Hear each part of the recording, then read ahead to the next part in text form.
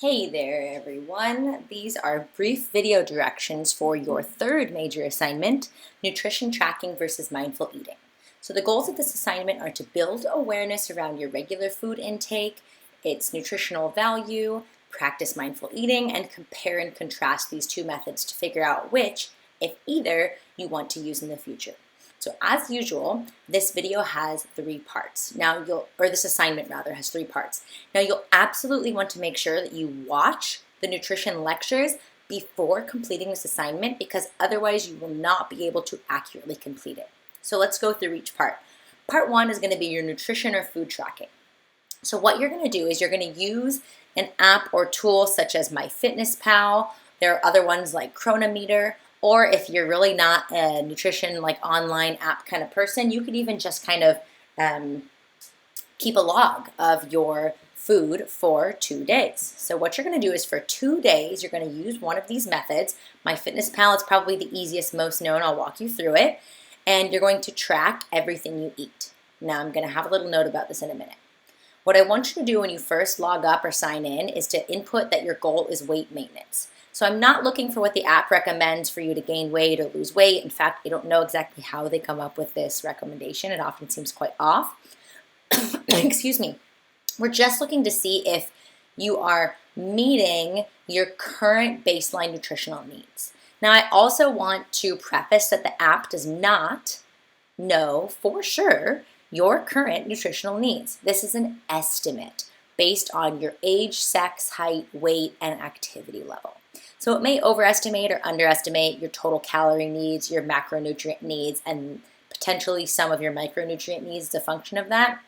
But we just want to see if there are any major glaring deficiencies or excesses, such as, whoa, I'm way under eating protein, or I'm way overdoing it on sodium or sugar or something like that. I also want to let you know that calorie counting methods can be up to about 30% off, so I would take that with a grain of salt as well.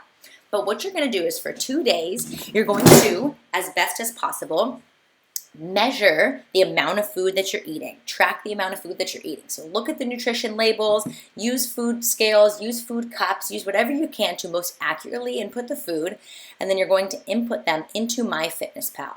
So this is what MyFitnessPal looks like. This is on the web. It's a bit easier on the app. So it'll give you a daily calorie, carbohydrate, fat, and protein intake estimate, and then you'll get to add food. So to do that, you go to this add food button, and you can, let's see if I've logged anything before. Okay, you can input foods. If you don't have one already input, you can put, let's say, bread. Let's say you have 2 pieces of toast for breakfast. So you can put specific bread, you can put in the brand, or you can try to find it on here. Let's say you have 2 pieces of wheat bread. Okay, so 2 servings of wheat bread. And let's say you have, again, you're going to add here 2 eggs.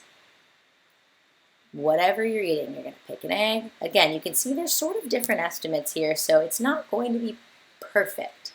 And then let's do one more thing. Let's say you already have food added in here, frequent.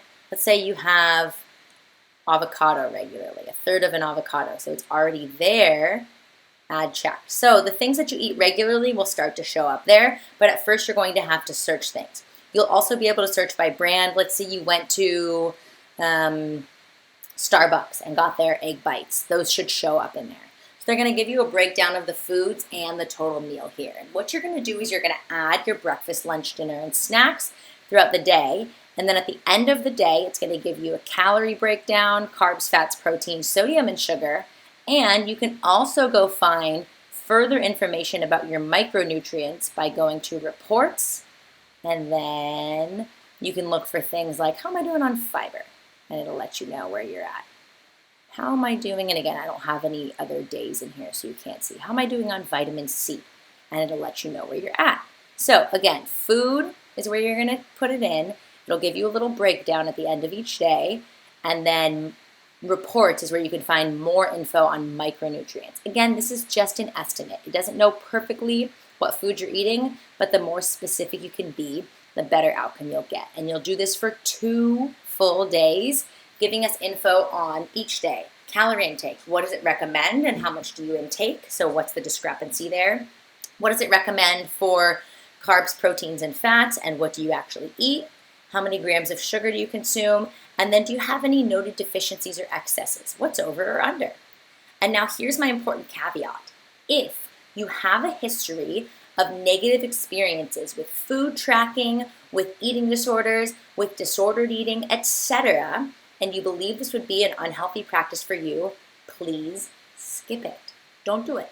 Don't do it. So for me, I do have a history of anorexia. It is long in remission, but I know that this would be an unhealthy and unnecessary behavior for me, so I would skip this part. So your option, instead of tracking your food, is to write 1 or 2 paragraphs about your history with food or your body and why this would be an inappropriate practice for you. If that still feels not so great for you, shoot me an email and let me know. We can come up with something else. Part 2, mindful eating. So after you are done with your nutrition tracking, you're going to practice 2 days of mindful eating. Again, you're really going to need to have listened to the lectures here or you're not going to quite get this. This term is not what people think it is when it's just thrown around. Now, you will not track your calories for this portion. In fact, please do not. But what you are going to do is you're going to check in with your hunger and fullness at the beginning and end of every meal and snack you eat. And you're going to report it back for every meal and snack you eat. And then you'll also notice, how do you feel about eating? Tired, full, bloated, energized? Are you eating because you're hungry? Are you eating for any other reasons? And what the overall experience was like of mindful eating. So you can make a table, you can write this down, you can jot notes in your phone, however you want to keep track of it, but you will have to present it in writing in the assignment. Lastly, you will compare and contrast these two and decide what, if any, you are going to use moving forward. So what did you like or dislike about each method? What did you learn from these? And then outline 2 or more specific dietary changes you're going to make, whether that information comes from the mindful eating portion, the nutrition tracking portion, or anything else. So that is a little overview of this assignment. I hope you enjoy it. Please reach out with any questions.